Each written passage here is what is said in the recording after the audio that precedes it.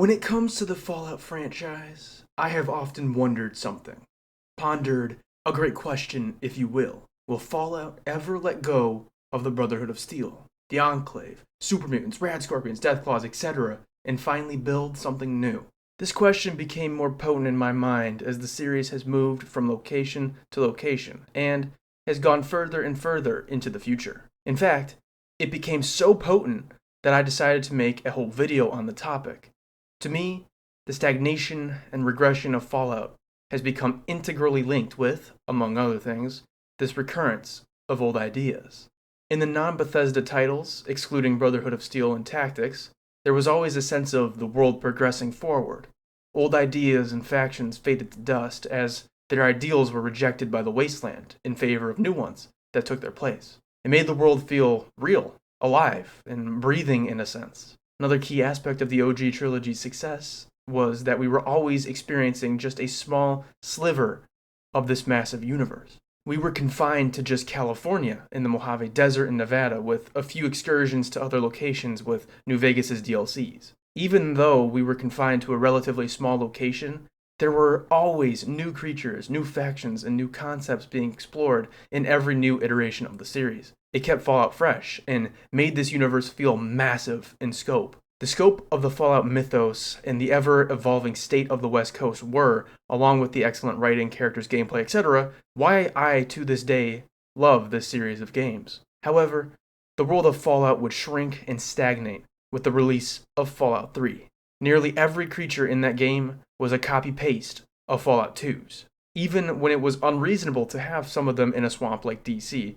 I'm looking at you, Rad Scorpions. The Brotherhood of Steel and the Enclave were back as the only two major factions, which you might notice feels a little familiar here. We're searching for the Gek again, and so on. I thought I had my answer to the question I mentioned earlier. Would Fallout ever let go of that which stagnated, shrunk, and regressed its universe? With release after release after release, with a big crescendo and climax with the TV show, I was shown that the answer was no. This series could not move on, or, more specifically, Bethesda could not move on. Probably because slapping the Brotherhood of Steel on anything prints the Benjamins. Thus, I thought it was a case closed on my great question. I had my answer, and the discussion shifted from whether or not Fallout could undo its regression to how Fallout could be an example for others of how an excellent game universe fails. Even though I knew it was Jover, in a way, I still hoped that my answer could shift from a no to a glorious yes. But that would require a new game to come out. Given Bethesda's development pace, I'm probably going to start looking like Nosferatu in that new movie before Fallout 5 comes out. Therefore, I resigned myself to my fate of waiting eons for the next Fallout game. Yet, in the end, it turns out I was looking in the wrong place. Fallout London is brilliant. He said it! He said it! If you want a short, spoiler-free review, it is excellent. The world these modders have crafted is awesome. This is an amazing rendition of London. I should know. I've been there one whole time in my entire existence, so I'm basically an expert on London. There are new factions, reintroduced RPG mechanics, characters, and the story is interesting if uneven. I'll get into it, don't worry. Fallout London also adds a shit ton of new items to Fallout 4 while bringing the very best of Fallout 4's gameplay mechanics to the table. Basically, I see it as an improved version of Fallout 4 and a must-play for anyone who has even a glancing interest in the series. I have my issues with the story in this game and some of the world building, but overall, the good here vastly outweighs the negative. I mean, I played over 2 days worth and got to level 60. I would not do that if this game were scheisser. Also, it's free, as long as you already have Fallout 4 and all the DLCs installed. So go play, and support the work that these modders did. That being said, I did not want to just give a brief overview of this mod. Nah, I'm gonna do my own thing. I'm gonna kill myself.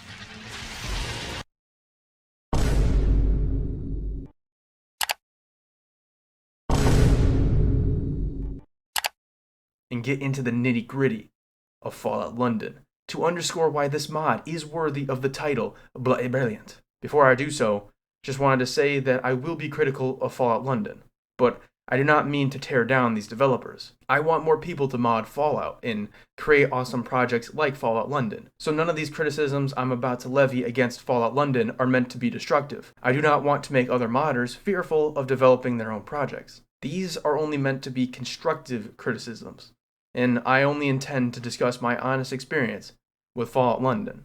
With that being said, the first thing I want to discuss is the installation process, which may seem an odd subject to bring up, but downloading this thing isn't as simple as opening Steam, getting out the cashola, and downloading the game right then and there. No, there is a process and a few steps that you have to follow in order to install it. If you have Fallout 4 on their platform, GOG.com, then the process is a bit simpler. If you have it on Steam, though, then the process is a bit more involved. When I first downloaded this mod, I did it through Vortex, as that is where I have done most of my modding through, with Fallout 3 and New Vegas, and also Blade and Sorcery. It's worked perfectly in the past with those games, but oh my god, Fallout London shit the bed when I tried to install it through Vortex. Not only were my frames for some reason capped at around 30 FPS, but the game would crash about every 10 minutes max. For reference, I played the entirety of Fallout London on Survival, which obviously means I can only save when I'm out of bed. So any crashing set me back to the Stone Age. The few times I managed to get beyond 10 minutes, the game would crash, but not just the application, but my entire PC.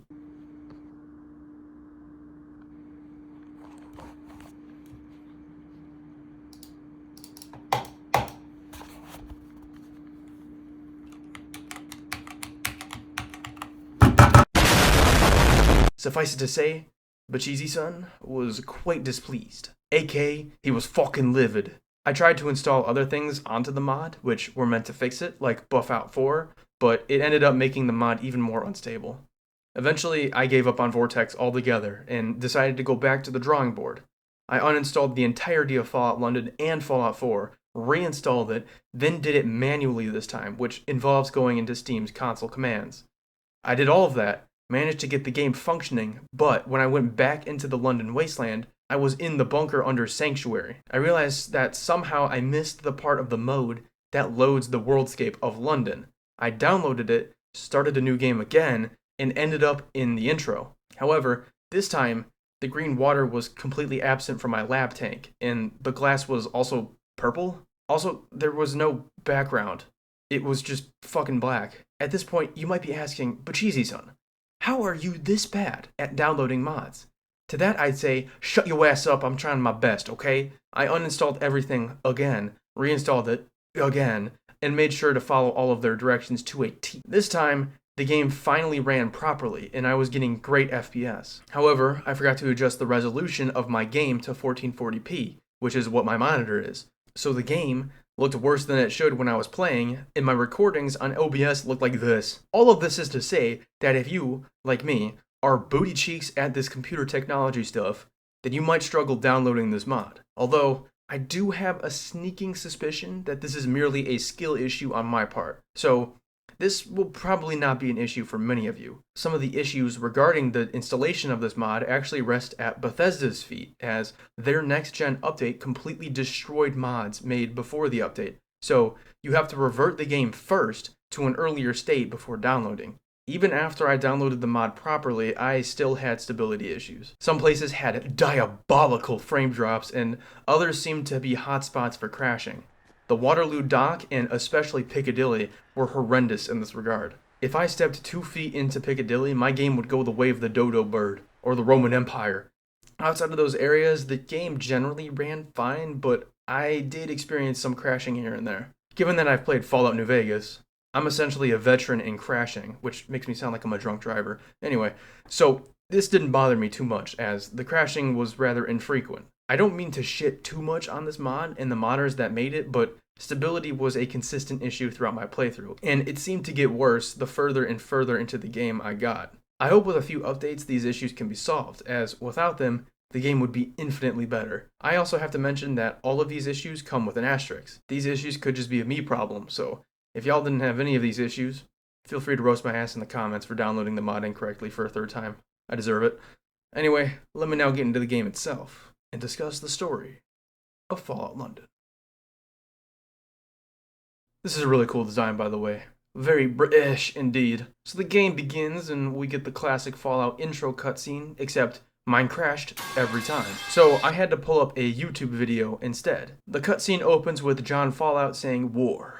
War never changes. Except this time it's his brother, Jonathaniel Fallout III, because he's, well, you know, he's fucking British. Humanity's ambition ravaged the Earth. It was not our doing. Fun fact, this is the voice of Bouldermort, who is a YouTuber that does Warhammer 40k lore videos. He's absolutely goated, and I love his voice in this intro and also in the outro. I'm also very much jealous of his ability to voice over videos, because he has a much better voice than my goofy ass over here. Jonathaniel over here gives us the lowdown on the situation in London in the Fallout universe. Britain was not spared from the horrors of the Resource Wars and the Great War, and was bombed to oblivion like the US. Instead of the vaults, the UK had the Pindars, which were basically the same thing. Shelters meant to protect humanity from the bombs, and also nightmare chambers full of brutal experiments. Humanity arose from the Pindars along with others who survived the bombs to rebuild civilization. Jonathaniel describes the modern day situation in which a professional military organization known as the Tommies have risen as the most powerful faction in the London wastes. These Tommies work for the aristocratic gentry and are generally the enforcers of Parliament's laws. However, two other factions are slowly gaining power to rival that of the gentry and Tommies. One is the Fifth Column, who are intensely loyal to their leader Eve Varney, and the other are a bunch of cosplayers who follow Arthur. Like, the Arthur. As in that one dude with his knights on the round table. That dude. There's a brief Legion reference of all things. Training drums beat and uniforms march. Across the river, it gathers strength. Campfires burn. Training drums beat. Before Jonathaniel delves into the Angels, who are a rather shadowy organization headed by a mysterious figure. Jonathaniel ends the exposition with one more War Never Changes for good measure, and we're in the game. This is a pretty good use of Fallout slideshow exposition. While I don't think it quite rivals Fallout 1's, 2's, or New Vegas's, it does a good job of giving the necessary information on our three main factions for the game, that being the Angels, the Fifth Column, and Camelot. The imagery is a really nice touch, and you can tell they put a lot of effort into it. Overall, this is a fantastic intro, but I do take issue with this one line. And London, a monument to mankind's ambition. Like, come on, dog. If London is a symbol of our collective ambition, then we must not be very ambitious. Like, damn. After the slideshow, I wake up in the morning feeling like P. Diddy. What did he say? I wake up in a tube with two dudes staring at my wet naked ass, aka an average Tuesday afternoon for your boy. Our character must have been dreaming about the intro slideshow, which is very relatable. I too often dream about John Fallout, narrating the state of humanity in my sleep. We get a choice of gender, and I picked the one with the schlong. There are some basic character creation things to do, and I put quite literally zero effort into my character's appearance. I just made him look buff as hell and called it a day. There must have been a supply of Tremboloni sandwiches in that tube with how ripped my character was. Then, there is the special distribution screen, and I put a lot of consideration into my character's name. I mean, I straight up had a list of names written out for my boy over here. Just to name a few, there was Cunt, pretty self-explanatory, Wally, Plonker, Div, Muppet, Tosser, which means wanker, Prick, Dickhead, which means dickhead, Cockhead, which means dickhead, Twat, which means dickhead, and the good old-fashioned bruv. I went with the classical wanker instead because I felt it was so undeniably, extraordinarily, and brutally British that I just had to pick it. Wanker over here had this set of special. He's weak, blind, and acoustic, but he does have the intellect and luck to make up for it. Going into the game, I didn't really know what build I was going for, except that I eventually wanted to be a VATS heavy build. After the character creation, what I assume to be the head honcho of this place asks about Wanker's progress. They say Wanker is doing tremendously well, and the head honcho says that Wanker is ready for conditioning.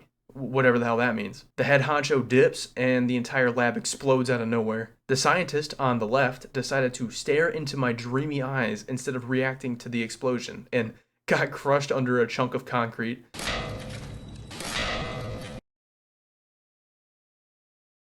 3 men come in and start just executing defenseless scientists. War crimes are brilliant, innit?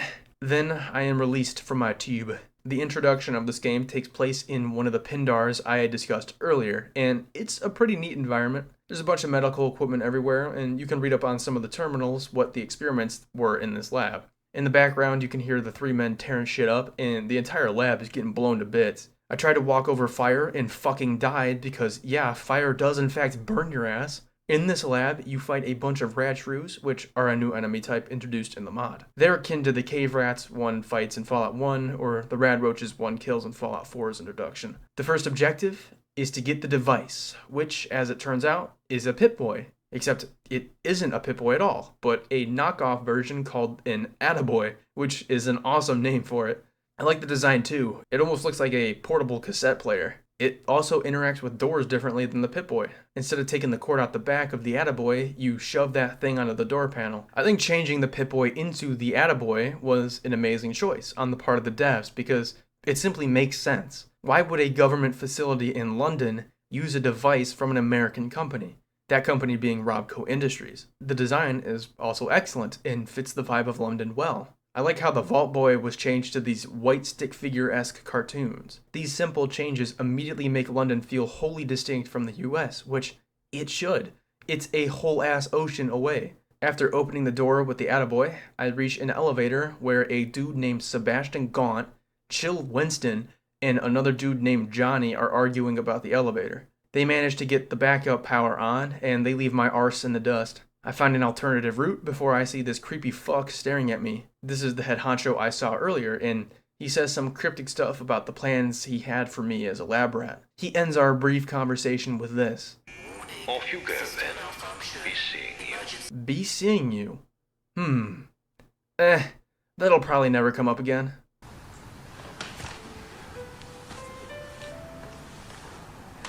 I reach an elevator, take that bitch up, and exit into a massive room with statues and a fountain. I get stopped in my tracks, and the head honcho contacts me after having just seen me 2 seconds earlier, or at least somebody with the same voice as the head honcho does. He says that I'm quite the wayfarer, and then says this. Escaping all that hubbub. With all you've been through, I'm impressed. This line confused me at first, because this is the same dude I saw right before I got on the elevator. In that first conversation, he says that he didn't expect me to get far at all. However, not even a minute later, he's impressed with how far I've gotten. Did bro expect me to die on the elevator or something? Spoilers ahead, so tread lightly if you don't want to know the ending of this game, but I later recognized the inconsistency with these lines was actually some decent foreshadowing for the ending, because the man I saw before the elevator actually died there. That's why he says he's disappointed he couldn't do more with his life. Then, the other Smythe we hear talking after the elevator is an entirely different one because obviously there are multiple clones of Smythe. Ooh, I'm a sucker for some good foreshadowing. The guy talking through this avatar of a character in a suit and a fedora introduces himself as Mr. Smythe. He says that it doesn't matter who we are, and that he wants to give us a sporting chance. He says the funny British line, And remember, mind the gap. And fucks off. Mr. Smythe's introduction, or well, I guess both of them, is great for the most part. Sets up a bit of intrigue about who this man is, gives some spicy foreshadowing for those paying attention, and makes us question who our character is in relation to Smythe. I like his design too a lot. The little jingle that plays when he appears and disappears is unsettling in a good way.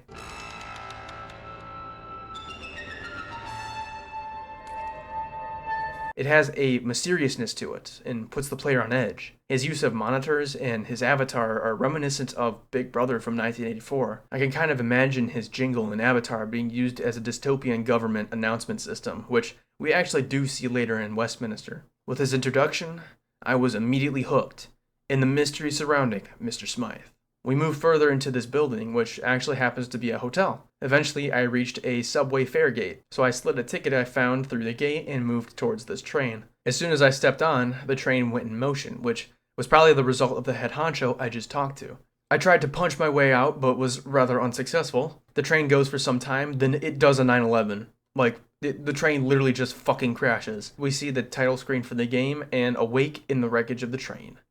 The intro to Fallout London is pretty amazing in my opinion. It is definitely a departure from every other Fallout opening, but still, by my reckoning, feels distinctly Fallout. I know some may disagree due to how different this opening feels to the other games, but I'm frankly a-okay with switching things up like Fallout London does. The game gives you very little information on what's going on here, and the player very much feels like they're going along for the ride. Who are these people who broke into the lab? Who's this head honcho? What is Angel, and what did they want with my body? It's a pretty effective hook to the story. The intro also does the obligatory tutorials on basic combat, how to use the attaboy, and teaches you that fire is, in fact, bad. This might actually be one of my favorite intros to a Fallout game. Unlike fighting cave rats or meandering for an hour in Vault 101 in Fallout 3, it's engaging, fast-paced, has 2 bits of good foreshadowing, and is mysterious. So, yeah, thumbs up on the opening here. It's really good.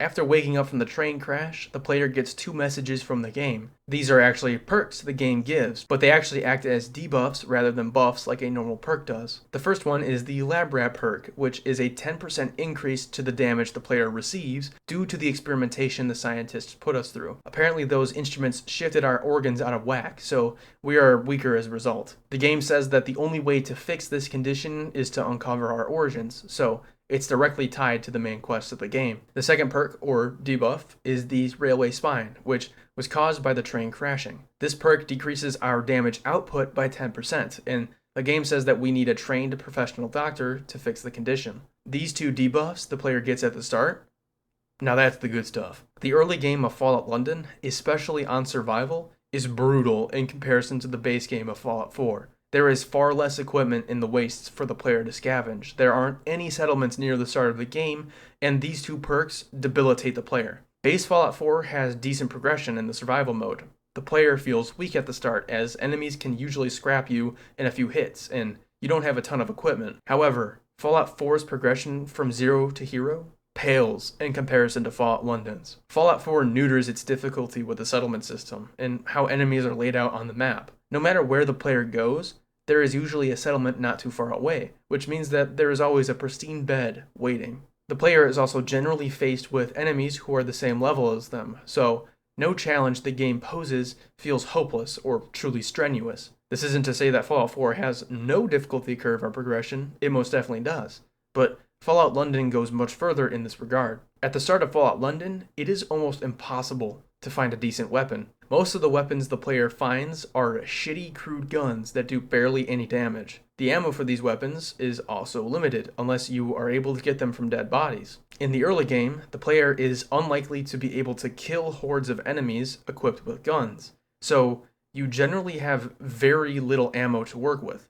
Containers also have significantly less loot, and I noticed this in particular with ammo boxes. Instead of tens of bullets like in base Fallout 4, there would be like 5 or 6 bullets without the loot perk. The debuffs, the shit weapons, the lack of resources compound together to create an early game that is a legitimate challenge for the player, which is fucking awesome. It feels like you are truly surviving a hostile hellscape, not prancing around a playground where you can bend everything to your will immediately. The player has to earn their main character's superhuman power that the late game entails, which makes getting to that point even more satisfying than it is in base Fallout 4. What is gaming but a challenge to overcome?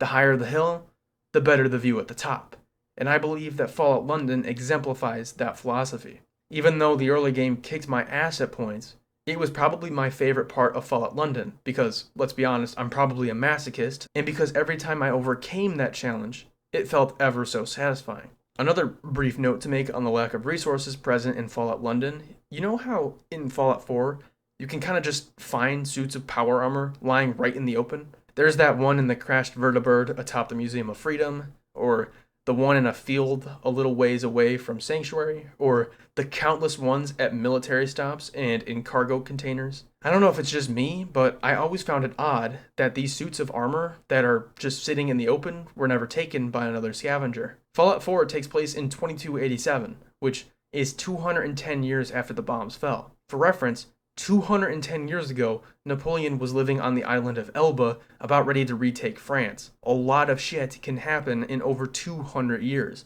And yet, these suits of armor sit here, untouched, out in the open for anyone to see. I could understand maybe 1 or 2 here and there, but there are so many across the Commonwealth that it becomes illogical. Of course, someone else would take the suit or scrap it for parts. Even if you weren't consciously aware of how odd it is that so many suits of power armor are just left in the open for 200 years, subconsciously, you might feel that something is off here. This isn't just an issue that power armor has, it extends to the rest of the loot in the game. So often the player comes across immense amounts of equipment that look completely untouched after 200 years. A few piles of unscavenged ruins here and there would make sense, but all over stretches the believability of this world. There are two solutions to this problem.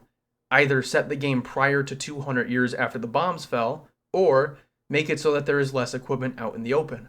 Fallout London does both, by setting the game in the 2030s and having less loot sitting out in the open. Power armor is extremely rare in the game, and most equipment comes off people rather than locations. It makes the London wastes feel like a wasteland that has been picked over by people before me. As a result, the world feels real, and like other people do in fact exist outside of my main character, and have walked these ruins. The player is fully immersed in the world, and there is never that subconscious disconnect present in Fallout 4. Fallout London's early game and resource distribution is excellent, and, in my opinion, is far superior to base Fallout 4's. This type of brutal early game and resource rationing is something I hope the next Fallout game utilizes, as it makes the gameplay and the world all the better. Going back to the train crash, in the distance, I saw a group of men chilling under a street lamp. I walked up to them and got my first dialogue of the game. I was so excited to see how this game would handle speech options, so I approached these homies eagerly. They have some discussion amongst themselves first, and then they mentioned something about the dogs before they turned to me. Let us now see the dialogue of Fallout London.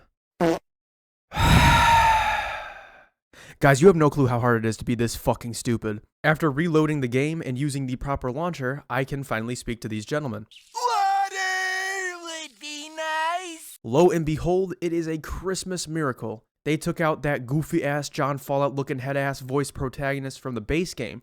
Thank every deity known to man. This may seem minor, but having a voiced protagonist in an RPG like Fallout actually does a lot more damage than you think. An RPG is meant to allow the player to exist however they may like in the game world. They can create whoever they want through the character builder and in their own mind. An aspect of that character creation is how a character speaks and interacts with others, their inflections, their tone of voice, their expressions, etc. Every game prior to Fallout 4 had the basic text wall the player could choose from, and the character in front of the player would react to what the player said. We always spoke from a first-person perspective, or we were 2 pixels and couldn't see what a character looked like. So, imagination had to fill in the gaps of our tone and expression. It gave the player the freedom to be whoever they wanted to be, even to something as minute as facial expressions. Fallout 4 nuked that system faster than the Chinese nuked the Americans on October 23, 2077, with its introduction of a voiced protagonist. The camera also panned towards the face of our character and revealed to us what our character looked like while speaking. The voice and expressions being added took away the creative freedom of the player by showing us exactly how we said a line and how we looked while saying it. A vital aspect of the RPG genre was gone. Just like that. So, Fallout London switching back to the old system is much appreciated, and was also probably much easier on the developers. Another thing you might notice in this first dialogue section is the immediate appearance of a skill check. Fallout London has vastly more skill checks than base Fallout 4, and actually has a few instances where perks can be used in dialogue, like New Vegas. There was one side quest in a factory with striking workers, where there were about 5 speech checks in a row the player could perform. These speech checks bring back the old RPG mechanics that Fallout 4 was sorely lacking. Fallout 4's speech system was also gutted and shallow. It felt like an entirely different genre than the older games. The developers of Fallout London basically took Fallout 4 and reintroduced all the RPG mechanics it lacked. This game easily has more RPG mechanics than both Fallout 4 and 3, which might not be saying much, as both those games had very little RPG elements. The reintroduction of RPG elements in Fallout London, specifically in the dialogue department, is greatly appreciated, and any amount of these features is automatically a plus in my book. In this regard, I think Fallout London feels right at home with the older games, but it is limited by the lack of a skill system. In Fallout New Vegas, special stats, skills, and perks all intertwined in the dialogue menu to provide the player a dynamic RPG dialogue system. Fallout London, given that it's working within Fallout 4's system, doesn't have this level of role-playing potential, as they couldn't add the skill system back. Still though, the dialogue system of Fallout London is great overall. These dudes the player meets right after the train are part of a group called the Vagabonds, and they have some beef with another group called the Isle of Dogs. The main dude here, Sebastian Gaunt, gives me two options. A, go to a town called Thameshaven, where a doctor can fix me up and where I can find info on the lab I came from, or B, go with them to their hideout. Mr. Gaunt here says that the Thames folk aren't too pretty to look at, but looks can be deceiving. I decided to go with Gaunt because he seemed alright. He gives me the most British weapon of all, a switchblade.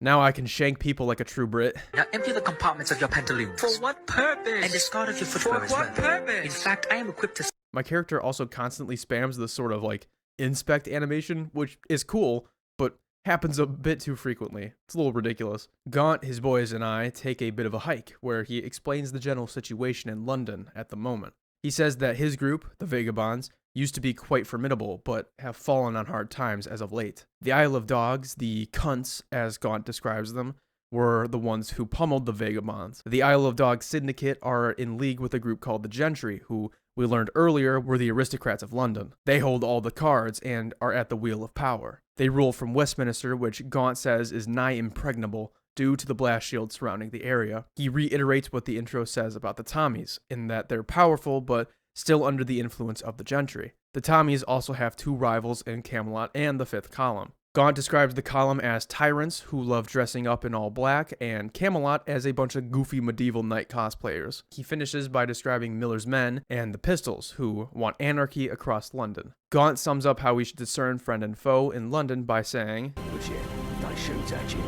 They ain't your mate. I mean, yeah, that's pretty good advice, if a bit self-explanatory as fuck, but, you know, useful. I'll have more to say on this later, but I really like how London sets up the interconnectedness of the factions. They all operate in a cohesive world with one another, and each have their own relationship with each other. Also, I like how some of them have distinct British names like the Gentry, which is a reference to old school nobility in England, and is thus a very apt name for this faction of rich, pompous assholes in Westminster. After walking for a bit, me and the boys stumble onto a crime scene, with this dude Ricky sprawled out on the floor, about ready to straight biff it.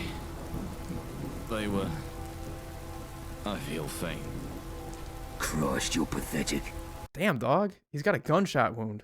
Go a little easier on him. Gaunt tells me to get a med kit from the nearby pharmacy, and let me tell you, this was the hardest thing I have ever done in gaming. This motherfucker, oh, this bastard, was an absolute beast. At first, I did not quite understand the beast I was forced to face. This was just a base level ghoul.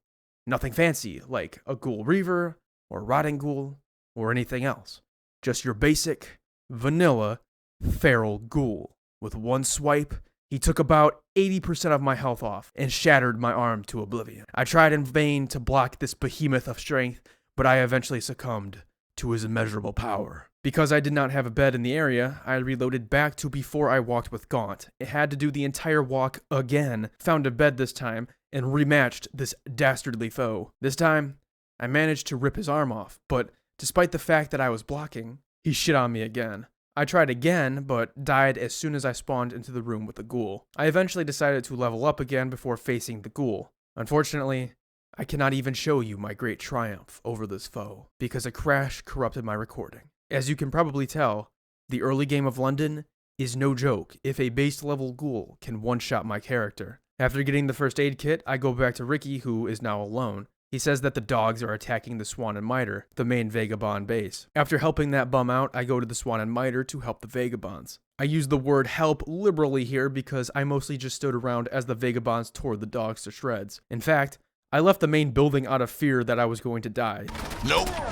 So, yeah, help might be a little too generous here. The Vagabonds went against the dogs, and I am free to talk to their members. I talked to this chick, Yvette, who happens to be a doctor. She gave me the next mission for the Vagabonds, but before I did her mission, I had her treat my trained PTSD, which fixed the negative 10% damage output debuff. It was after I lost that debuff that I knew what my character build was going to be. Given I still had the other debuff, I decided to go with a glass cannon melee stealth build for the rest of the game. I occasionally use guns and rifles when they suited the situation, but for the most part, it was melee only for Wanker, which had how should I say, varying results in my playthrough. This longsword you can find early on was a godsend for me though, far better than that shitty switchblade Gaunt gave me. As for the quest Yvette gives us, it involves tracking down this agent of the dogs, and you can choose to kill her on the spot or spare her life. I decided at first to spare her, but then she said this. Legend! So, understandably, I had to put her down. Also, the voice acting on the scout was straight booty cheeks, and there are a few very rare instances when the voice acting in this game was questionable, to say the least.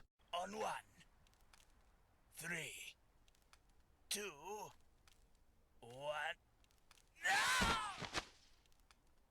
However, overall, I'd say most of the voice acting was serviceable or great, like Mr. Smythe and Gaunt. You can just tell a few of these actors were volunteers. It doesn't detract from the overall product though. The rest of the Vagabond quests are separate from the main quests in the game, so I won't spend too much time on them. They generally involve beefing up the Vagabonds in their war against the Isle of Dogs syndicate. The player steals or blows up the Dogs' train, assassinates some of their high-ranking officers, liberates prisoners, and Nagasaki's their boat, and destroys the syndicate's weapon warehouse. These missions are all decent and give the player a bit of choice on how they want to approach them, and how much work they want to do. One of my favorite parts of the Vagabond's storyline were the disagreements members had with Gaunt on how to best destroy the dogs. For example, Winston over here wanted to steal the supplies off the dog's train rather than destroying their supply line entirely, whereas Gaunt wanted to destroy the bitch. It makes this group feel more like individuals with their own beliefs and methods rather than just a big gray blur who all act and want the same things. As a result,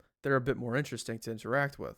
However, there is sadly a big elefante in the room. I could not complete the Vagabond storyline. You see, there is a mission in their storyline where you have to assassinate 3 syndicate bigwigs. At this point, I was a Vagabond commando, but now I was to become a butcher. I was tasked with killing these 3 syndicate leaders and stringing their corpses up for all the dogs to see. The first one I was tasked with putting down was named Lockheed, who goes to a local brothel every so often. I went to this brothel to meet his mistress Meg, who would allow me to get the drop on Lockheed. The issue with this, though, is that I had already killed Meg at this point. Way earlier in the game, when I first went to the Isle of Dogs Burrow, I went into this brothel. I noticed that these prostitutes all had a decent amount of tickets on them, which are the bottle caps of this game.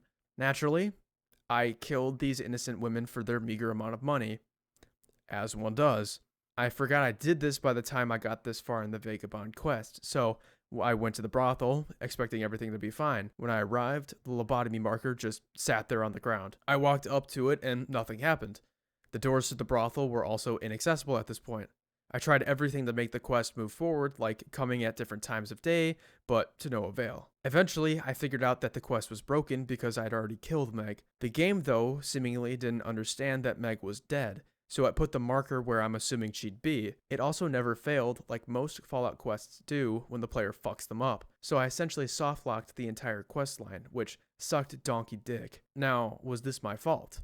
Yes. But, how the fuck was I supposed to know that these random chicks were integral to an entire faction's questline?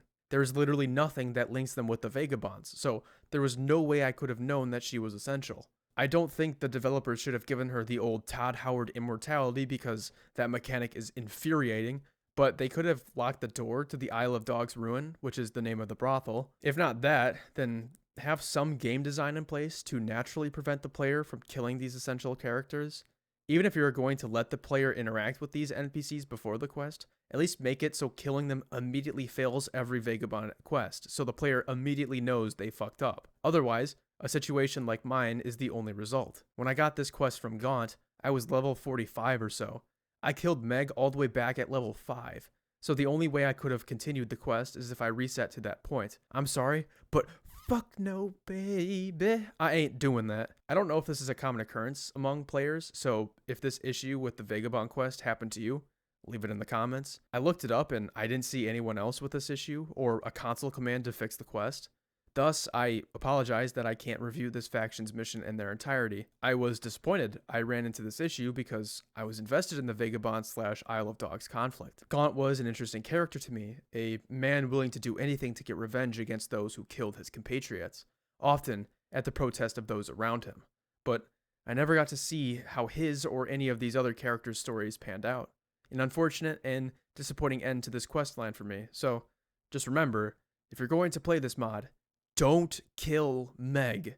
She is important. I hope with time that this issue is solved with patches in the future, as the devs seem to be updating Fallout London regularly, so my problems with this questline may be rendered null and void in the future. Luckily for me though, the Vagabond's questline is only a small portion of the missions available in Fallout London. Returning to the main quest again, I leave Yvette after she cures my train PTSD and make my way to the other town Gaunt suggested I go to.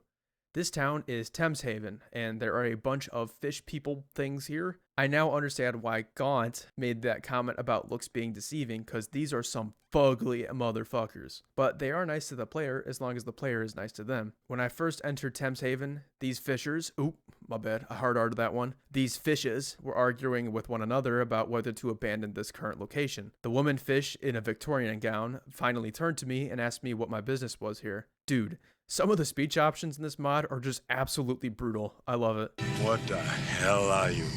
She asked me to help her with a bit of an infestation problem, so I destroy some leeches, save this chill-ass ferryman guy, and I'm free to walk the marketplace of Thameshaven. This is a really cool location. It's really tight and condensed, and it has these bridges over waterways. I also like how the town has repurposed this subway. It's pretty unique, and I haven't really seen anything like it in a Fallout game, so yeah, pretty cool. After talking to Rachel, the leader of Thameshaven, I go to the ferryman who gives me the deets on the lab I came from. He says that there is this kid who might know more about it who's posted up in another settlement a short distance away. We find the kid in a crashed airplane and he tells us to go across the river Thames to the ferryman's dock so he can tell us where his lab is. He also gives us this sweet new unique pistol. Oh, that's something else I should have mentioned when I was talking about the loot in Fallout London. Unique weapons. Fallout London actually has an assortment of new unique weapons like this pistol, a big tree branch, or this medieval mace that did a whopping 700 damage at the end of my playthrough. It's a nice return to New Vegas's and Fallout 3's system of unique weapons, as opposed to Fallout 4's legendary system. Fallout 4 has barely any true unique weapons, as most are just variations of other generic legendary buffs. Fallout London still has the shitty legendary system, but also includes uniques, which makes scavenging much more exciting. I'd much rather scavenge and find a laser rifle that shoots green or an ancient worn down service rifle than a generic weapon that does 50% more damage to fucking robots. Anyway, I went back to the ferryman who's out of the infirmary and in his boat. I have to take his boat across a flooded area of London because water in Fallout London is deadly as hell. This shit will kill you in 4 seconds of exposure. While I do enjoy the historical parallel of the River Thames being toxic as fuck, just like it was back in the Victorian age, look up the Great Stink if you're curious, I think it's ridiculous that the water is still this radioactive a century and a half after the bombs. I get it, it's a video game, it doesn't have to be realistic, but this stretches the believability a bit too far. Even some of the most radioactive places on Earth, like the Elephant's Foot in Chernobyl circa 1986, would take longer to kill a person than this water would. Also, when the player has to go over to the Isle of Dogs Burrow at the beginning of the game, they go through a pipe below the River Thames. The pipe is mostly flooded with what I'd assume is the same water as the River Thames, and yet it's only 4 rads a second in the pipe compared to the base amount of 169 rads a second. It's the same source of water, so why is it different? I know this is incredibly nitpicky, but the River Thames is such an integral aspect of Fallout London's map flow, and every time I saw the water killing me in an instance, it lessened the immersion for me. The historical reference is great, but the realism is lacking. Regardless, I go with the ferryman across the water to the other side of this fucking city. This trip is not so simple though, as there is a metric fuck ton of hooligans here. Get it? Metric? Because they use the metric system in London? Nobody gets me. These hooligans are London's version of a generic raider, by the way. When I first went through this flooded area, I was early in the game, and I kid you not, I got 2-shotted by the hooligans. When you go on this boat ride, the game freezes you in place, and there is no cover, so you're a sitting duck. I came back much later in my playthrough and realized that the boat trip was much easier than I thought. There are these explosive barrels the hooligans are all standing next to, because I guess they're mentally retarded or something. Shooting the barrels will kill them instantly, and then we're free to explore the other side of London. The ferryman departs and tells me to meet him and the kid at his dock. He recommends I take the bridge further away from my current location, but if I wanted to, I could take the famous Tower Bridge. Being the sightseer I am, I of course chose the Tower Bridge. However, the ferryman warns of the Beef Eaters, who are another faction of raiders. These raiders, though, like beef. And I ain't talking about no cows. Oh no, I'm talking about people. As in, these mofos are straight up cannibalistic out here. All of their quotes relate to their hunger and them wanting to eat the player. And their dying breath, they say, To eat.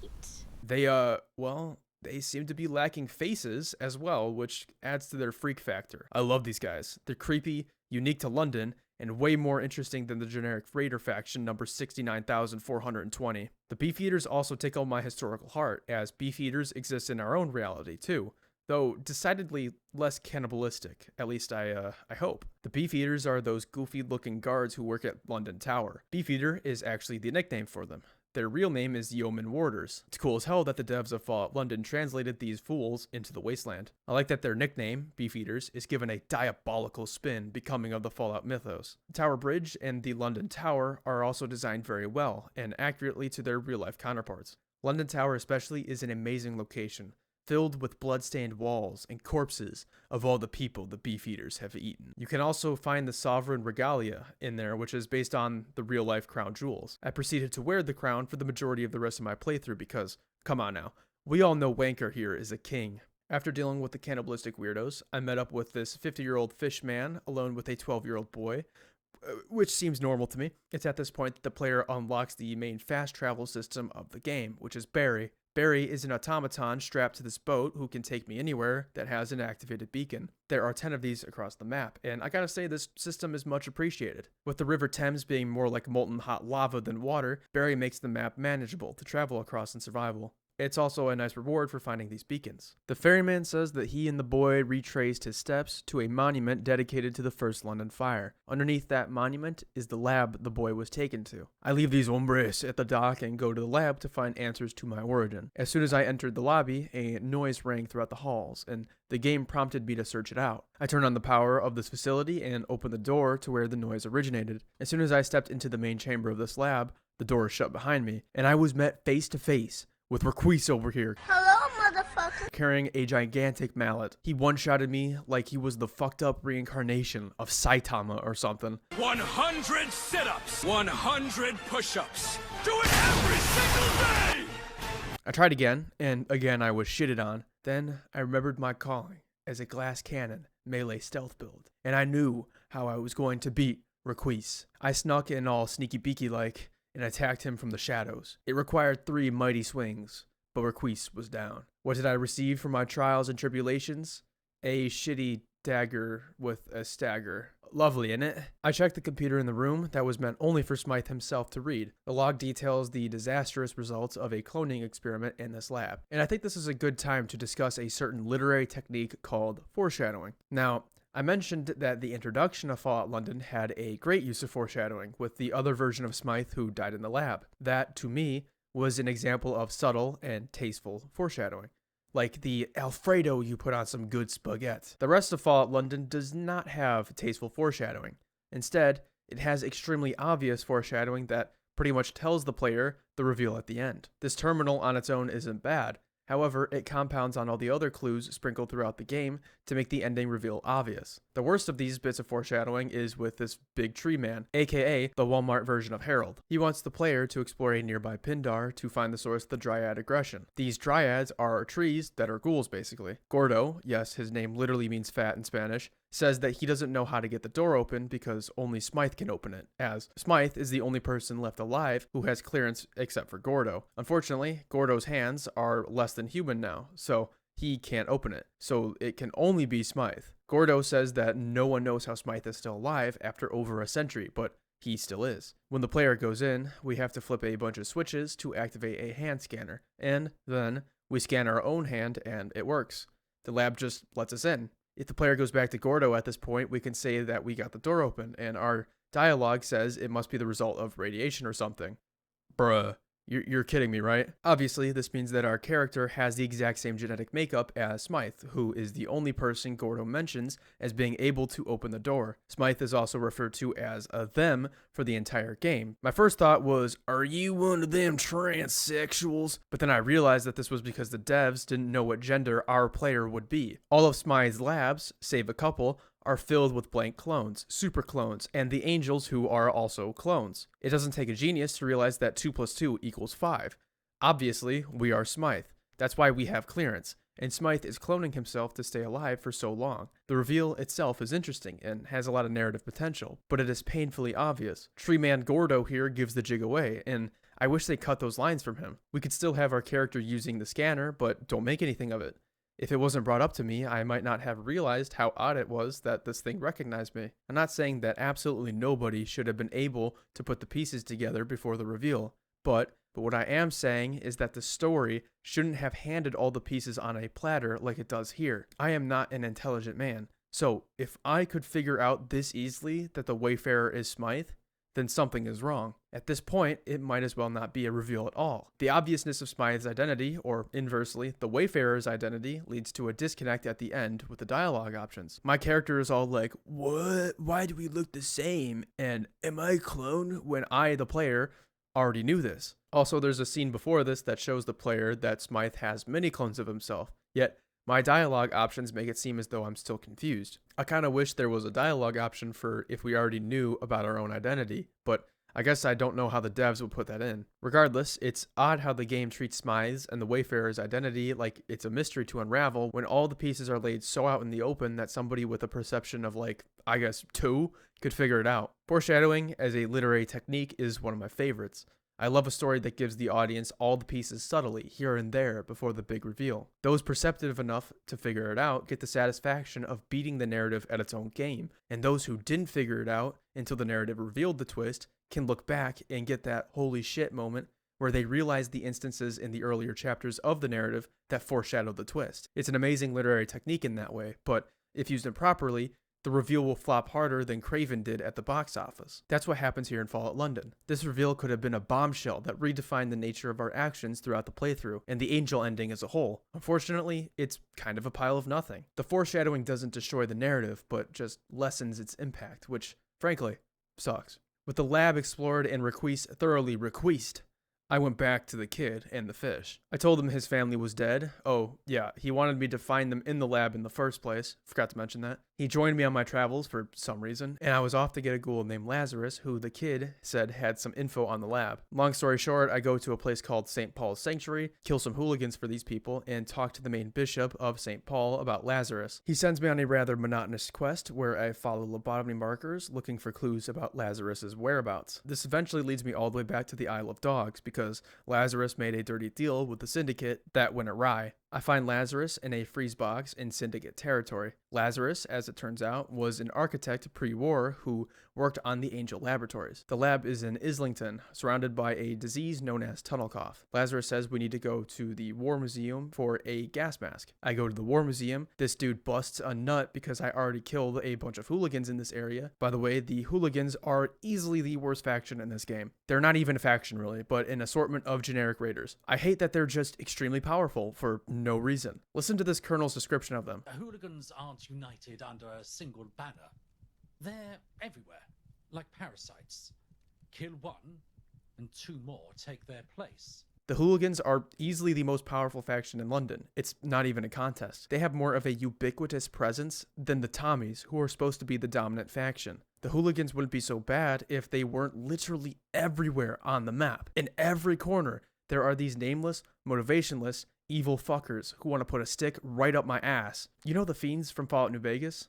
They're a generic evil raider faction. It's fine to have a faction like that. You need enemies to kill after all. The thing is though, Fiends weren't everywhere across the map. They only existed near Vegas, so I wasn't constantly fighting them. Hooligans are all across London, and after the 100th encounter, I just want something else. It also doesn't help that many quests in this game are just to kill hooligans. The quest for the gas mask is no different. The general wants us to exterminate the hooligans in the Bank of England. It's a cool location, but a dreadful quest. You can meet Kira in the bank, which is pretty neat, but the rest is just slaughtering generic enemies. Go back to the general, then get the gas mask, and we go to Islington. This entire portion of the story, from the end of the first lab to Islington, is meh at best. It's a lot of running around doing menial tasks for random ass characters, and it's a bit of a dull patch in the story, but Islington is where it picks up a bit. I know I've said this about most locations thus far, but this location in particular is fucking awesome. The approach to the lab is desolate and destroyed. The tunnel cough in the air emits red flakes, and the entire area is painted red by a blood red cloud. reminiscent of the Sierra Madre. The people who survive in this hellscape, the tunnel coffers, have these gnarly black veins and look as though they're in different stages of dying. It's an imposing and powerful environment, to say the least, and it was easily my favorite in Fallout London. Inside the Angel subway, the tunnel cough is rampant and emitting everywhere around the player. There are these weird blank clones everywhere. The ground has these glowing red piles of radioactive waste that assumedly causes the tunnel cough. Everything in this area feels as though I've entered another world entirely. I reach the door to the lab and Smythe chimes in. He refuses to open the door for me and tells me to fuck off. I have a bit of a temper tantrum before following the lobotomy marker into the lab. Well, that was easy. Smythe calls me a thorn in his paw, and I enter the lab proper. In the lab, there are a bunch of blank clones and angel troopers who are clones used as soldiers for Smythe. I reach the main room of the lab, and Smythe initiates the Piccadilly Protocol, which will nuke the entire facility. It also sent a train flying to Piccadilly, assumedly. A few super clones came out, but I one-shotted them all. I stuck my big meat paw into the hand scanner and it says, "Welcome back, Agent." Another clear nod to the Wayfarer being Smythe. It also cures my AIDS and removes the lab rat debuff, which is nice. The lab decidedly does not blow the fuck up and Smythe contacts me. He accepts that he can never be rid of the Wayfarer and decides to work with the Wayfarer. He says that I should have London and do what I please with her. He does request that we be kind to her, though. Okay, weirdo. The goal now seems to be to get into Westminster, where Smythe is taking up residence. Getting into Westminster was much easier than I thought. I just walked up to this main guard and said, "Do you know who I am, boy?" Do you know who I am? And he was like, "Oh shit, you're the Wayfarer. You're good to go in." I can't tell if this is because Smythe added my name or because I've been helping the Tommies, but it didn't matter. I was in. I immediately told the kid to fuck off because I'm a good Samaritan. I go to where that train from earlier crashed. Damn, there's a lot of train crashes going on here. I explored the crash and find Smythe's calling card. I go to the location on it. It turns out to be the Palace of Westminster, which is closed to the public. I bribe a guard out front with 500 tickets, and he tells me how to get in. My salvation is through this Parliament Representation Act of 2177, where the Parliament has to see me if I get a signature from every leader of a tithe-paying borough. You have a choice of circumventing this by hiring a guy to forge the signatures, but I decided to do it legit. This quest is basically equivalent to the Yes Man quest Side Bets, where you have to meet all the minor factions of the wasteland. In London, you have to go to Islington, Lambeth, Hackney, and Camden in order to meet all the leaders. Each of these vary in their level of involvement required of the player. Lambeth requires the player to pass a high strength check to intimidate Chief Roach, a naked, riddle-asking weirdo, to sign the petition. Alternatively, the player can convince the Tommies to stop threatening Roach's people. Apparently, there was an instance where some Tommies fell into a pool of lava, and the Tommy leader here blames Roach for it. I did the quest for Roach, and it's nothing special. You just have to make contact with these Crodonians. I do like how they speak in archaic English, and like Roach, Reese asks some goofy odd questions of the player. This area over the lava is also amazing. The saturation has been turned down here, and the only really colorful object in the area is the glow of the lava. It's very distinct from the rest of London. After that, I went to Islington and got Miller, the leader of Miller's Men, to sign my petition by passing a high luck check. Interestingly, Miller's Men were hostile to me everywhere but this location, so I don't know if Miller has an alternative quest because I killed him and his men right after this. I went to Hackney, where the leader of this faction, known as the Roundels, is. Using the power of drugs, remember kids, drugs give you superhuman abilities, I convinced him with my charisma to sign the petition. Finally, I was off to Camden. The leader of Camden is the head of the faction called the Pistols, who have the best headquarters of the minor factions. They're basically Spider-Punk in that they are British and anarchists. In order to get their signature, I had to become a pistol. And in order to do that, I needed 3 counselors to approve my ascension to a member of the Pistols. This was rather long. One quest involved solving a water crisis, and another was taking out hooligans. Again. The third one was helping this counselor clear his name of some charges levied against him by getting evidence on a guy who actually committed the crime. John here says that we can get Malcolm, the guilty party, to sign a document incriminating him or find more evidence. I tried to get him to sign the document by intimidating him, which John didn't appreciate because it made him look like a thug. I reloaded again and tried to use charisma to get Malcolm to sign the document. However, this prick still refused to sign it. I then just broke into Malcolm's room in broad daylight and stole some evidence from his safe. Neither he nor any of the other gentry seemed to care. Okay. I went back to John and told him I broke into Malcolm's safe. He didn't really seem to care and gave me his endorsement. So why even give me the petition if it fails regardless? Even if there is some combination of lines that do work on Malcolm, it's way easier to break into a safe. What an odd way to write this quest. With the 3 endorsements in tow, I took some drugs for some fucking reason and convinced the pistol leader to sign the petition. Mind you, I could have just asked her to sign it because I was already a pistol.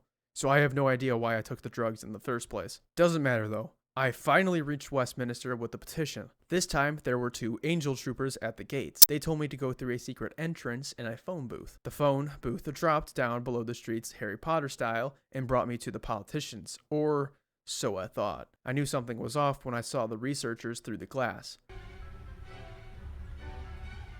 I love the music in the background, by the way.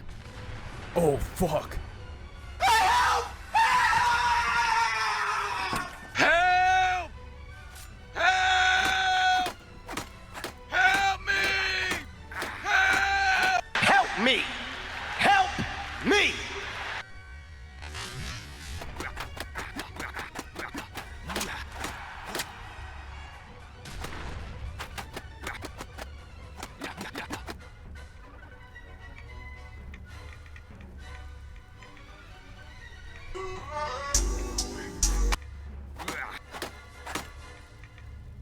I live through this death trap because, duh, I'm the main character, and am knocked unconscious. This portion of the game is aight. The petition is a decent way to get the player to some of the smaller factions around London, and they're all alright. The pistols are by far my favorite, and Miller's men are easily my least favorite. There's just nothing going on with them as far as I can tell.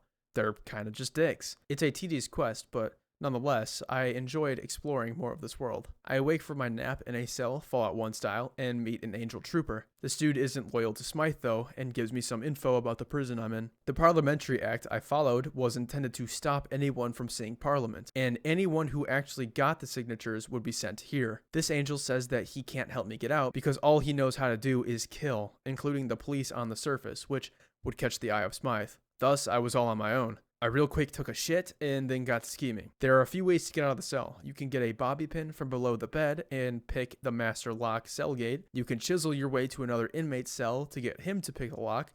Or if you are a strength 10 beast like Wanker, you can just fucking rip the gate off its hinges, which alerts all the guards. When I pushed the cell door down, I immediately went for the alarm the angel warned me about and fought my way through the guards. One of the guards actually tried to use my own dagger against me, and he probably would have one-shotted me if I didn't get him on the ground first. I found my belongings like 2 rooms down from my cell.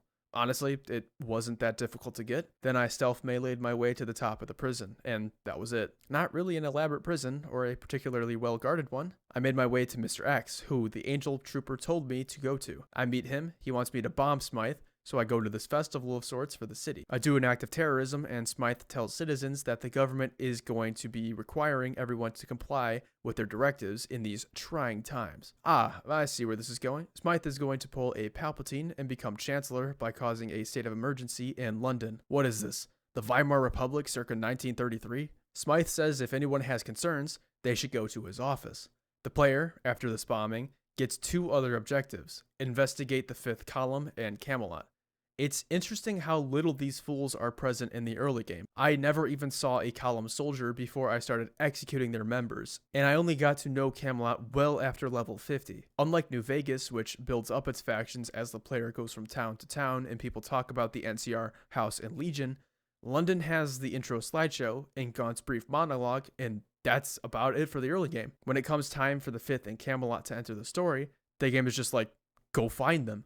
Dog, what? I feel like there could have been a more natural way to include the 2 major factions in the story. In Vegas, both the NCR and Legion seek out the player after they've met House or killed Benny. It made sense as the courier became a person of interest due to their immense presence in the Mojave. It felt like the world was actively reacting to my presence, which felt amazing. Fallout London doesn't do that, and abruptly shoves these 2 major factions in the story. I don't know, I just prefer when the main story naturally includes and builds up major factions over time to Fallout London's approach. I ignored this game's call for me to go to Camelot and the 5th, and instead I went to Smythe. At this point, I just wanted to know what this dude wanted. What was his ideal society, or his plans for the future? I go to Smythe's office and he calls me on a phone.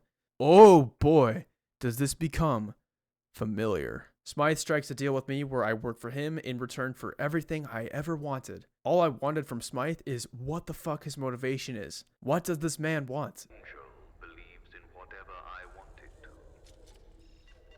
I am Angel. I am the Senate. And what I believe is on a need-to-know basis. I have bold plans for this city, and I want someone equally bold to enact them. I could get into specifics, but I won't. Dog, are y'all fucking me in the butt right now? So this bitch is literally gonna give me nothing. No answers. Then what reasons do I have to work for him? Legitimately, why would anyone at this point work for Smythe? As far as I know, he's done some dirty shite to gain and hold power in London. He's weaponized Parliament against the people. He burns dissenters alive. He tortures the angels and tosses them aside when they are of no use to him. He has a stranglehold on the Tommies through Parliament, and he has an array of labs filled to the brim with messed up experimentation. I cannot think of a legitimate reason the player would have to join Smythe. I know I keep bringing up New Vegas, but I want to use it as an example of a fantastic Fallout game, because it is a fantastic Fallout game. Every faction in that game has a sales pitch of sort. The NCR is a return to the old US order, a commitment towards liberal democracy. The Legion is a return to Rome's autocratic order, a ruthlessly efficient organization who can bring stability wherever they go. House is a cunning leader with wide-ranging plans for the future of humanity, and who always seems to have an upper hand on his seemingly more powerful adversaries. Each leader tells the player why they are the best for the Mojave, and why the others aren't. Kaisar's speech to the courier, where he explains Hegelian dialectics and levies a valid critique against liberal democratic traditions, is the best example of this. The player is made keenly aware of each faction's strengths and weaknesses. It makes the player's eventual choice to side with one against the others that much harder because they all have relatively decent pitches. Smythe is just too much serious for that. The writers want so desperately to have this character, who I already know I am a clone of at this point, shrouded in a cloak of intrigue. But in doing so, he makes no case to the player for why they should join him. The only reason you would is because you're doing an evil playthrough. It annihilates a nuanced discussion of who's the best for London, because Smythe is definitively not at this point, and throughout the rest of the story for that matter. You might say, well, he can't trust you yet. Maybe down the line he'll tell you his plans for London.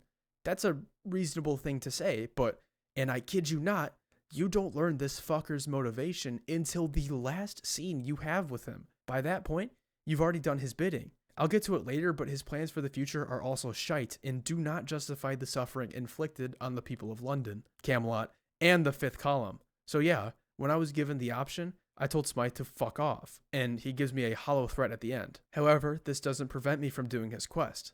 I can still proceed just as normal. Okay? It gives me flashbacks to Bethesda's writing with how my dialogue choice just doesn't matter. I eventually continued down Smythe's quest line purely out of curiosity for what this man wanted with London. His next quest is doing a bunch of shit for this random scientist who is attempting to cure feralization in ghouls. There isn't much of note here, except for the fact that the feralization cure partially works on the ghouls in the lab. I do like the inclusion of good scientific achievements in Smythe's laboratories. It shows that positive change can come from Smythe and his machinations, as opposed to horror shows and torture. It makes him slightly grayer in that regard, so that's nice. The next mission is to go to a lab near Westminster and investigate some transmissions from a researcher there. I found a huge talking crab named Reggie. Reggie was a chill guy who just wanted to be freed from this lab and play with all the fish creatures in the Thames. Smythe calls us again and wants us to kill Reggie and destroy the lab to get rid of all the experiments that went on in here. I obviously set Reggie free because he's cool as fuck. He waved to me again as the entire lab flooded. One of the wettest we've ever seen from the standpoint of water. I swam to the surface and escaped the lab. Smythe calls me again. He spins my blatant disobedience of his one and only command to kill the crab into a positive. Flooding the lab was apparently an inconspicuous way of destroying the evidence, so it makes up for everything. Remember, this dude's only command to me was this. Cooperation with Angel can be summed up in an utterance. Do as you are told. Follow that simple rule and you get everything you've ever wanted. Odd how willing he is to ignore my transgressions, but okay, I guess. The next task Smythe gives me is to murder Eve Varney, the leader of the Fifth Column, and kill Arthur of Camelot. He mentions this at the end of the call. But I warn you, If you compromise Angel, it won't be Camelot or the fifth column you'll have to look over your shoulder for. Except, you can't betray Angel at this point, and there is no joining Camelot or Eve Varney after this call. What was the point of that last line? Chekhov's gun, my guy. I went to Camelot to kill Arthur, and did so with ease. What ensued after his death was a massive battle between me and the rest of Camelot. I murdered every last one of them, and even though I was about 20 men down, I still prevailed. They could not handle Wanker's immense and immeasurable power. I also got a shit ton of unique weapons from them, including this massive mace that ripped people to shreds. After the carnage at Camelot, I went to the fifth column. Smythe gave me some complicated rigmarole to kill Varney, something about talking to her brother. I didn't even care at this point, so I just walked up to who I thought was Eve Varney and just one-tapped them with the mace. Turns out I killed some random dude who was supposed to help me against Varney. Oops. I killed all the fifth members until I met the bigwigs of this organization. They tried to gangbang me. No, not sexually, unfortunately, but with guns. I destroyed them all easily. I'm basically Smythe's best, worst agent, as I do everything he asks of me, but just in the absolute worst way possible. I go back to his office and he calls me.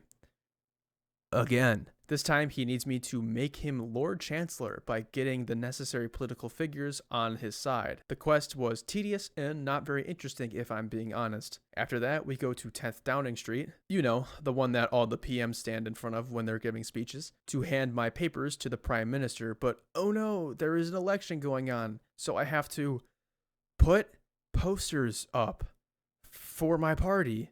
I got to get involved in elections in a video game. What? I go to this campaigner guy who gives me the posters. He gives us 3 parties we can support. So I chose the one headed by a crazy guy. They were called the Reformist Party and they sounded aight. Spoiler, doesn't matter who you pick. This quest is hands down the worst in this game. All you do is put up posters. You run across the entirety of London if you're on survival and put up posters. My game also crashed 6 times while doing it, and I could even tell when it was breaking down. This is mindless busy work at its best, and in the end, it doesn't even matter. Since I supported the Reformists, they won on election night, but Smythe rigs it so that this daft prick who heads the Traditionalists wins instead. It's pointless. After wasting my time running, I go to the PM and hand him my royal appointment forms. This courier hands me a letter from Smythe to go to his swearing in as Lord Chancellor. I go there, and Smythe is made Chancellor. He is in fact pulling a Palpatine by saying that London is in chaos, and he needs to disband Parliament to ensure the safety of all the citizens. He says, of course he'll reinstate Parliament eventually. Sure, dog. Smythe calls me. Again. Bro, I am about to lose my religion if this motherfucker keeps edging me. Now he needs me to replace the main general of the Tommies with somebody who will be loyal to the gentry and thus Smythe. I go to the general, hand him the letter from Smythe demoting him. Asquith refuses and says that he only takes orders from the Queen. I full on tweaked out in Asquith's office because I had to do yet another detour for one of Smythe's missions. I go to the Queen, Smythe calls me. Again. The Queen is feral at this point, so that doctor in the ghoul lab I mentioned earlier gives me anti-feral serum. I go into the Queen's chamber and look at her cute dogs. I then beat her ass to the ground and cure her feralization, which is actually pretty cool. Queen Victoria signs Smythe's paper, and the scientist books it out the room while ending a conversation with me. He like me for real. I go back to Asquith, he accepts his demotion, and it is back to Smythe. Smythe edges me. Again. Smythe's plan is to now make Angel an enemy the people of London can unify against. So he tasks me with burning an innocent settlement down to instill a fear of Angel in the populace. I do this, tell the Tommies it was Angel, and it's back to Smythe. He calls me again. This time we're going to send a message to the populace of London through Smythe's TVs, of a message from the Angel leader to further terrorize the people of London. Smythe wants to dispose of the old believers. No, not you. The believers in the old ways, like Parliament and the politicians. With them gone, Smythe will have an iron grip on the wheels of power. So I go to the broadcasting station, kill some Roundheads, who are a faction based off the real-life Roundheads who existed in the English Civil War, and talk to this head broadcasting guy. We need to get an actor to play the role of the fictitious Angel leader. Follow the lobotomy marker, and we're in a subway with this dude named Dickie. What an unfortunate name. One endurance check to tell this guy he shouldn't abandon the city of London in its hour of need. We go back to the broadcast guy. He says that he needs a telescreen transmitter circuit. He says that the telescreen transmitter circuit was broken when the Roundheads were here, and I have to go out and get a new one. This is pointless and adds nothing to the story, so I'm going to skip my journey to get the new circuit. I became the Flash for some fucking reason and placed the circuit in this thing. Technician broadcasts the message to the wider London public. It's pretty humorous, as the Angel leader is just Dickie doing a shitty French accent. The message is pretty effective, though, and gets most of London to submit to Smythe. I get called by Smythe again. I planned to have our little meeting after this initiative, but regrettably, there is a situation developing. This guy, will you just stop edging me and show your face and tell me your motives? Smythe makes it clear, though, this is the last mission, then he'll show his face. The story of Smythe's rise to power is interesting because it involves a lot of maneuvering on Smythe's part, and there are a lot of ways you can approach the different political leaders to get them on Smythe's side. His rise, as I mentioned earlier, is very similar to Palpatine's, and the goofy short in stature and in mustache Austrian painter's rise to power. It's kind of fun to be Smythe's enforcer, who tears down democracy piece by piece. Although, I'm not sure how much democracy there was in London before I came around, as Smythe already weaponized it against the people. The concept here is interesting, but the actual missions, oh my god, are they boring. I'm not one to usually complain about slower, less actiony missions. I mean, Blade Runner 2049 is one of my favorite movies of all time, and it's slow as hell, so I don't mind a slow burn. However, running documents to people and following Smythe's orders like a dog is not what I would call engaging. There is hardly any play or agency here. It becomes less about how I want to affect the world and more about how well I want to do Smythe's busy work. The question the player has to ask when doing Smythe's quest is, how well do I want to do it? Do I want to do everything Smythe asks of me? Or do I just want to do half of what he asks of me? Or none of it, and somehow everything works out in Smythe's favor. This is very much Smythe's story. He is the main character, the man with a plan, and I am just his bitch boy. It reminds me of Fallout 3 and how the Lone Wanderer's father was the one making all the important decisions in the story. The Lone Wanderer was more of a camera on legs than an actual effectuator of change in the capital wasteland. While not as bad, Fallout London stumbles into that pitfall with the Wayfarer if they go down the angel path. I play Fallout in part because of how the world reacts to my actions. What are the consequences of what I do? How does this affect the people around me? Why do I choose to do the things I do? In a way, it's a character study of yourself, depending on how you play, of course. What do I want for this world? The grayer the choice, the more it depends on the player's morality to sift through the gray and arrive at a preferable outcome. In Fallout London, the world does react to what I do as the player. People get shocked at the bombing of the games and become terrified of the angels after I burn down an innocent settlement. However, it's not really me they're reacting to. It's Smythe. This is all of Smythe's machination, and I am merely his tool. A sickle or a crude sword in his hand to ward off his adversaries. I caused chaos in London for Smythe. Chaos is a ladder. Those who can survive in the fires of it climb its rungs while the rest fall into the pit. Smythe changes the world. I do not. Smythe has agency. I do not. Hell, I still don't even know what Smythe wants at this point other than power, so there is no way I can judge the morality of his actions beyond they're bad. Is burning down a village of innocents a bad thing to do?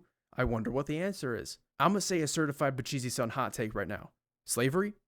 Not good. Not cash money. The Legion in Fallout New Vegas relies on the institution of slavery for their society to function. The Legion are clearly morally in the wrong for this, but one could argue the ends justify the means because the Legion has tangible good traits. Their stability, ruthless efficiency, and longevity of the society they are emulating are all worthy of supporting. Smythe does some awful shit in his storyline through me and by himself. His ending is the evil choice, but he could have been a justifiable evil. A gray faction where one could make the argument Smythe's goals, his intelligence, his efficiency as a leader are worth supporting despite the evil things he does to gain power. But again, there is no way for me to make that argument at this point because Smythe refuses to tell me his vision for London. The angel route lessens the player's agency, devolves the player's choice into how good they want to be a slave for Smythe, and has no interesting moral quandary to mull over.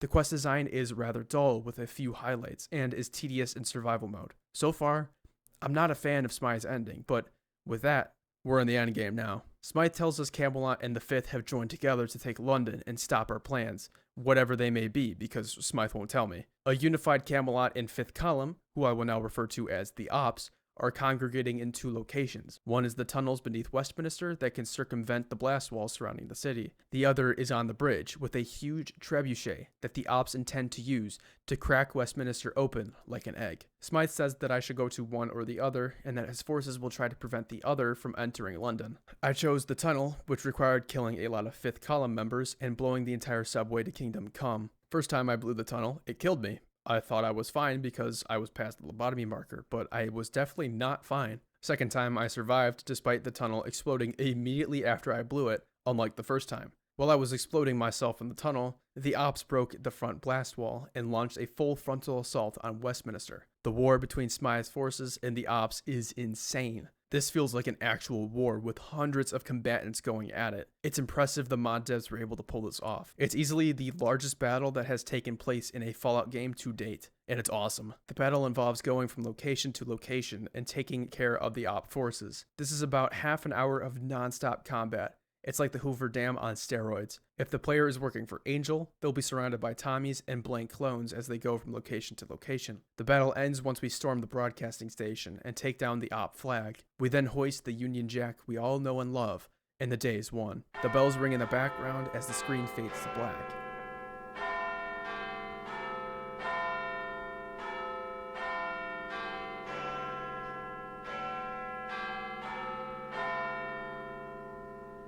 The player is transported to Westminster Palace. As they make their way to the palace, there are dead bodies everywhere, showing the toll of the battle. Then, we enter the palace. Fuck what I've said about every other location in this game. This is my favorite location. This is awesome. We enter the Parliament room, and the benches are filled with me.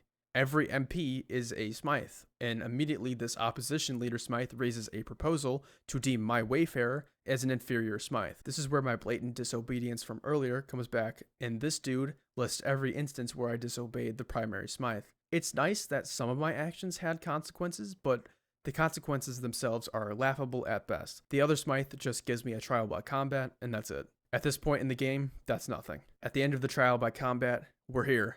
The door to Smythe. An automated system says to deposit my weapons, so I do so. Then, I entered the Elizabeth Tower. My game was running at about 15 FPS, but I was before the man himself, Smythe. You know what I mentioned earlier about how we could imagine what our character sounded like? Yeah, that kind of gets ruined by this reveal that Smythe is us. Either way, this is where we find out everything about Smythe. He's used clones to achieve longevity, he worked for the London government pre-war and predicted the nuclear holocaust, the Wayfarer was meant to be the main Mr. Smythe after conditioning, and we learn of Smythe's plan for the Wasteland. He wants to use psychology and science to win the game of life. He wants to treat the proles, the proletariats that is, like experiments. He wants to systematically dehumanize them and eliminate all negative emotions from the lower classes. Now, historically speaking, systematic dehumanization of a specific group of people by the state or a more dominant group of people haven't been what I would call wins for humanity. In fact, they were some of the most shameful things our species has ever done. So I don't know if I like where Smythe is going here. I asked Smythe why the House of Commons was full of other Smythes, which he says that they'll be running the country from now on. Mr. Smythe always respected the parliamentary and legislative process, but that it was the people within that process that led to its failure. So he, in big quotes, compromised.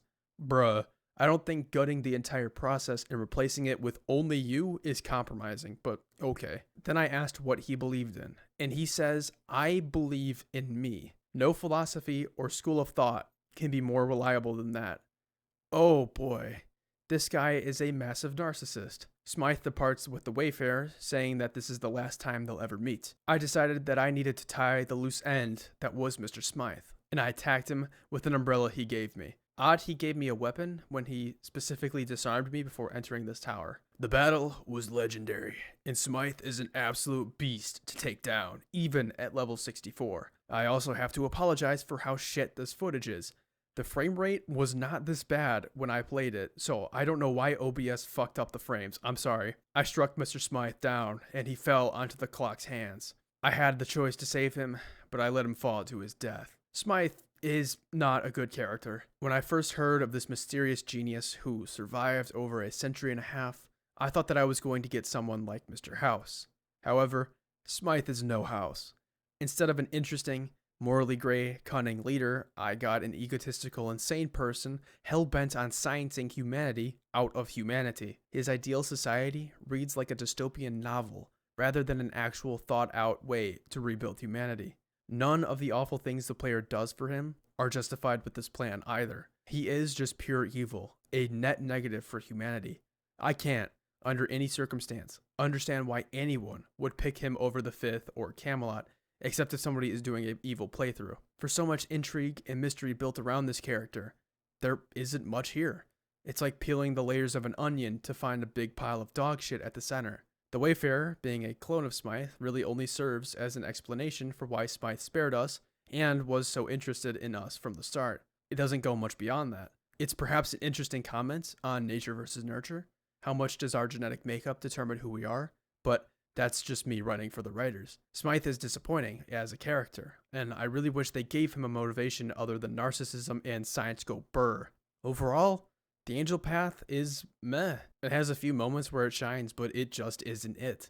So much of it hinges on Smythe as a character, and he just does not stick the landing. The ending of the game has the old slideshows back, which is amazing. The game actually shows us how we affected each location in the wasteland. My slideshow unfortunately crashed, so I couldn't see my ending, but I pulled up a YouTube video of Smythe's ending. If Smythe is left alive, it goes about as one would expect. The people are subjugated completely. Smythe drives out the Fifth and Camelot.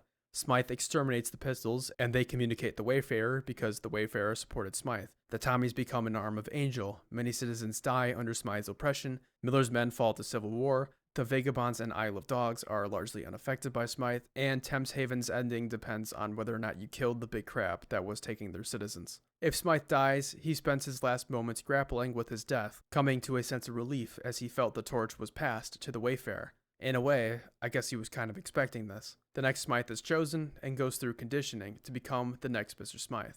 A pretty similar ending overall, and yeah, what a bleak ending. I think I need to make something clear here. Having an evil, bad ending is okay. I've said this before, but the Master's ending in Fallout 1 is bad, straight up. However, the difference here is that I see where the Master is coming from with his plan. The Unity, which is his faction of super mutants, are immune to radiation, and have very little conflict within their community. Under the Master, they seem to live in harmony, or at least a lot more harmony than humanity.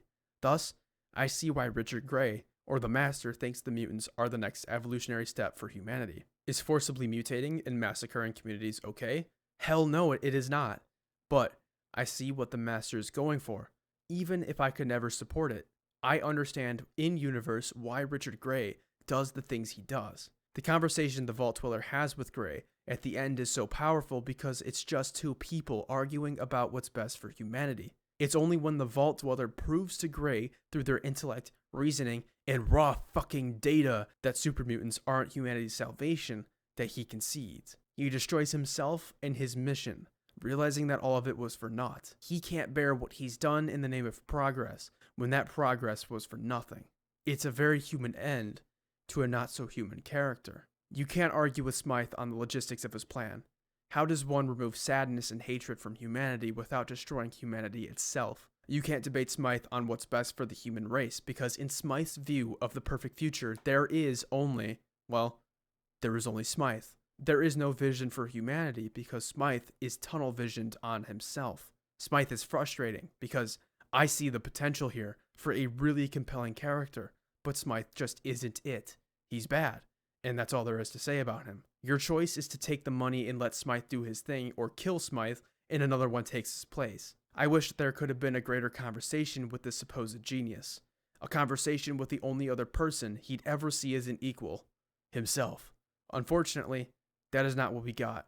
By my estimation, the Camelot ending is the best for London, and I don't think most will disagree. They literally just want free and fair elections. Suffice it to say, there isn't much nuanced discussion to be had here about what ending is the best. With everything I've said about the main story, you may wonder why this video is titled Fallout London is Bloody Brilliant. In this video, I've mostly focused on the main story, as that is the most important piece of Fallout London, besides the gameplay. Unfortunately, the main story is what I take the most issue with in this game.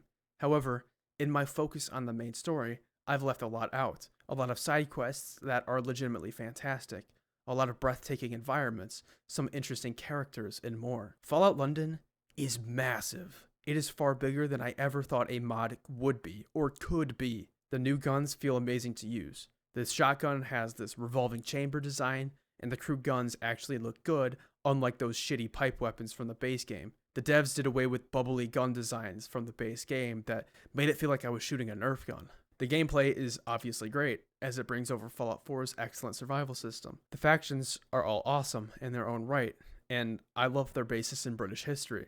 I like how London is split into a brutal class system, in which those in Westminster stayed rich at the expense of the poor in Eastminster, mirroring modern-day wealth inequality in many Western nations. One of the best things about this mod is that the world feels like an actual, functioning, breathing, cohesive world. Unlike Fallout 4, where the main character was the only one building society, Fallout London has several groups who are charting their own paths. Instead of over 20 settlements, London has only a few, so there can be other settlements already made by other people. The world actually reacts to what the player does. People have quotes talking about things I did. Something I noticed about the Vagabonds is that if you do more of their quests, they actually start to appear in more and more of the areas near the Swan and Mitre, a sign that they've gained strength. The world is reactive in a way that I haven't seen in any Bethesda Fallout game. Most of all, I never felt for a moment that the devs took the easy way out, or were phoning it in. If Bethesda had made this, I would just fucking know that the Brotherhood of Steel would be in London after some new detachment somehow existed in 2090 that we were never told about that was sent to London to gather technology. The devs went balls to the walls, and brought a completely new set of ideas here. The story is unlike anything in the Fallout mythos. There are new concepts like cloning brought to the forefront of the story. There are new drugs, tea is added because the fucking Brits, new creatures, etc. The game tried. And I always favor a story that tries and misses the mark to one that never even tried in the first place. This game makes me wish that the Fallout universe would go to other locations beside America, but, of course, that will never happen because we can't have nice things. Todd the God Howard is not so generous. Fallout London is brilliant not because it's perfect, but because it tries and goes so fucking hard. The creativity on display here is what I've wanted from Fallout for a long time. And this is my answer to that question I brought up so long ago. Would Fallout ever move on from the super mutants, the Enclave, and the Brotherhood of Steel? Would it shed that which stagnates its world? Yes. Yes, it would. And it has. Just not from an official release. Yes, the technical issues are frustrating. The story is somewhat disappointing, and Smythe is cringe. But beyond that is a really good product. A product that managed to do something a AAA studio couldn't. Breathe life into this franchise. For a free mod made by a small team of dedicated developers, I'd call that pretty fucking brilliant. Sadly, I can't put swearing in my video title, so instead, I guess I'd call that bloody brilliant. Hey there, this is Bachisan. Just want to say thank you for making it this far in the video. It means a lot to me, and just want to say sorry I didn't post much in December. I kind of got reeled in the ass for most of that month, so, a little busy. I apologize for that. I'm sorry I wasn't able to post more. But anyway, thank you for making it this far. I hope you enjoyed the video, and as always, have a great day.